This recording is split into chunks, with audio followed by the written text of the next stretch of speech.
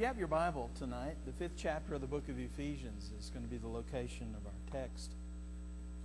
We spent a little time last week talking about the fact that we have to be careful what we listen to. That there are many who would choose to attempt to deceive us, to lead us astray. The apostle reminds us that we have been delivered out of the darkness into the marvelous light.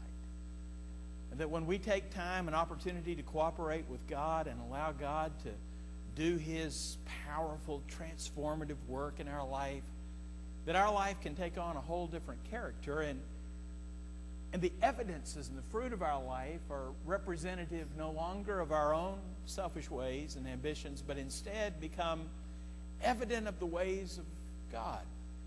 And as God begins to work out in us His transforming power, moving and coursing through us, we begin to recognize that life is quite different. And that the way that we think and the way that we feel and the choices that we make no longer are reflecting again our own desire, but instead are reflecting an agreement with and an understanding of the will of God for our lives. And we begin to see God glorified in our experience. Now, Paul said that this process is something that is not just going to happen shazam, but instead it is a journey. It is a pilgrimage that we embark on, and it requires our daily attendance. It requires our sense of awareness that God is not finished with us, but He is still working on us. And that as God continues to work on us every day, we might discover some new places where God might have a desire to form and to shape us. Tonight I want us to look at a single verse. It's verse 6 out of chapter 5 in the book of Ephesians. He says, "Do not be deceived." That's not what it says. It says, "Let no one deceive you with empty words. For because of these things, the wrath of God comes upon the sons of disobedience." Tonight, for just a few minutes, I want us to talk about the caution to be not deceived by empty words. In the culture that we live in today, words are in abundance. Matter of fact, every day you have the opportunity to turn that little machine that sits on your desk on and literally be inundated with billions and billions of bits, pieces, and words. Now, I recognize that it is a fundamental truth that cannot be denied. If it's on the internet, it's got to be true. But the thing I think we have to be careful about is that when we come out of the darkness into the light, not every word that we hear is for our edification. Not every word that we hear is going to help to build up the saints. Not every word that we hear is going to help give good instruction or help us to wisely navigate life. But there are, as the apostle said, many, many empty words. Now, the book of Jude has an interesting little phrase. He said it's kind of like clouds without rain. A fruit tree that does not bear fruit. It has all of the appearances of something that comes as a great deliverer of light. But be cautious, because the empty nature of those words leads us toward destruction, disobedience, disagreements with the will and the way of God, a lack of cooperation with the Spirit of God moving, attempting to help transform us. And in the process, empty words will deceive us. Paul said, be careful and do not be deceived by these empty words. Well, I thought tonight it might be helpful for us to try to figure out what empty words really look like. And so I'm going to give you a couple of 3 thoughts that might help you to say, wow, there's some empty words. First of all, they're words that have promise without provision. Words that have promise without provision. Well, somebody can promise us that there's going to be a chicken in every pot. But if there aren't enough chickens to go around, what we've heard is a promise without provision. Instead, what God promised is that He would take care of our daily bread, that He would meet our every need. And when God makes a promise, He also keeps that promise. Was that my stomach?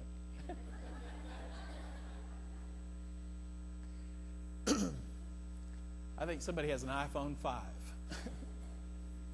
Those things are taking off, aren't they? Words, promises without provision. Well, there are a world of people and a world of places where you can find all kinds of promises. Promises that promise almost anything and everything. Matter of fact, if you don't like the way you look, boy, there's somebody who can promise that they can change your appearance. If you don't like the fact that it might take 45 days to change your appearance, you can find somebody that will promise they can change your appearance in 30 days. Matter of fact, if you don't want to wait, I just actually saw this one just this week. If you don't want to wait a full week to lose 10 pounds, there's somebody that can promise you take their product and in 72 hours you can lose 10 pounds. Man, that sounds great, doesn't it? In a month, I can be the mere shadow of myself. In 6 weeks, I can look like Michael George. I mean, it'll be amazing. It'll be absolutely amazing. You know, people are willing to do just about anything to promise without provision for one reason, and that's to keep you in the dark. Now, you see, what Paul was saying is be careful that you don't remain in the darkness. Be careful that you don't associate yourself with the things of the past, but instead that you separate yourself from the darkness and that you walk into the light. It means that when you hear a promise, make sure that the one who is making that promise has the provision to keep that promise. Otherwise, all you've heard are empty words. And empty words are for the purpose of deception, to keep you in the dark. Now, if the enemy can keep us in the dark, we're of no benefit to the marvelous light. If the enemy can keep us distracted and keep us diverted from our mission, we're of no benefit to the kingdom. Promises without provision. Second thing is that empty words are void of instruction and encouragement. Empty words are void of instruction and encouragement. You see, the kind of words that are going to motivate and help move you forward, that are going to help create progress, are words that are not going to tear you down, but instead are going to build you up. They're words that are going to help to give you information about how to move forward and how to navigate life.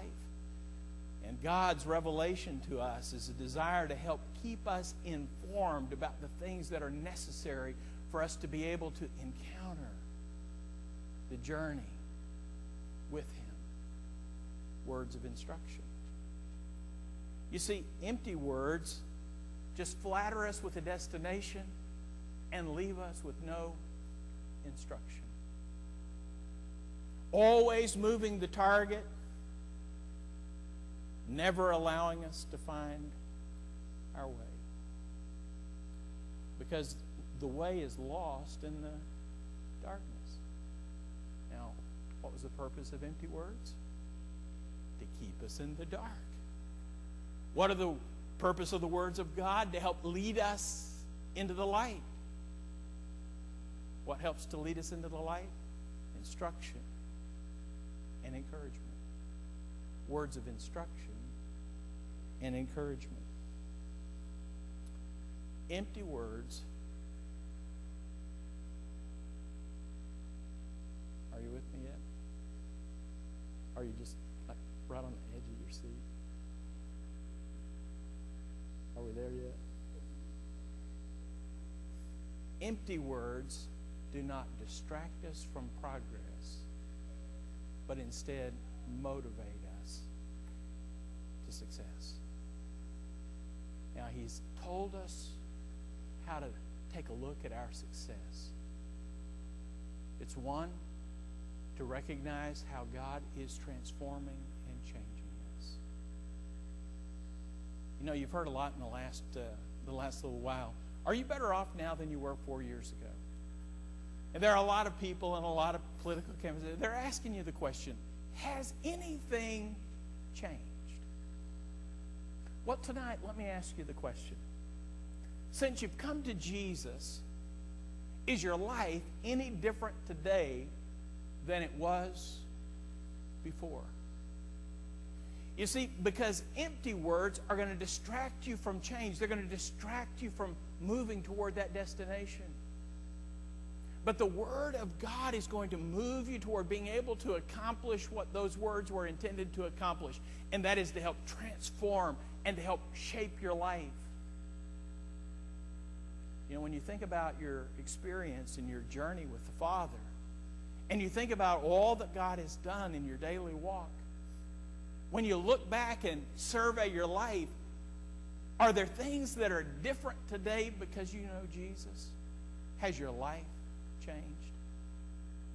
Because the apostle is reminding us that there are those who will put words that will roadblock our way and that will hinder us from progress and that will cause us to stop in our tracks and literally be diverted from our mission. That there are words that will be put in our way that will cause us to no longer turn our attention toward the Father and to His amazing grace that is at work in our lives, but instead will focus again on that which is in the darkness. And every time that we look back, we're taking one less step forward. Now, Jesus said it this way. He said that a man is not worthy if once he puts his hand to the plow and then he looks back. He said, what I want you to do is I want you to put your hand to the plow and I want you to move forward. You know, an unkept, untended plow that is fully powered by that ox is a dangerous implement. It's not going to work out for anybody's good, but instead is going to wreak its own destruction. You know, tonight, the full power of the Spirit of God is at work helping prepare us to move forward. And once we latch on to His power and once we initiate relationship with Him and begin our journey with Him, Paul said, be careful. Don't be distracted. Don't listen to the words that will turn you to the right or to the left, but instead keep your eyes focused on the goal. Move toward becoming all that God purposed you to be in order that you might be, and here's the phrase he uses, imitators of God. Wow. Empty words will keep you from accomplishing and progressing and moving toward what God has purposed for you in your life. Because what do empty words want to do? Deceive us and keep us in the dark. But Paul reminds us, you no longer live in the darkness, but instead, you now live in the marvelous light. So let's walk in the light. Live in the light. Speak in the light. And allow the words that come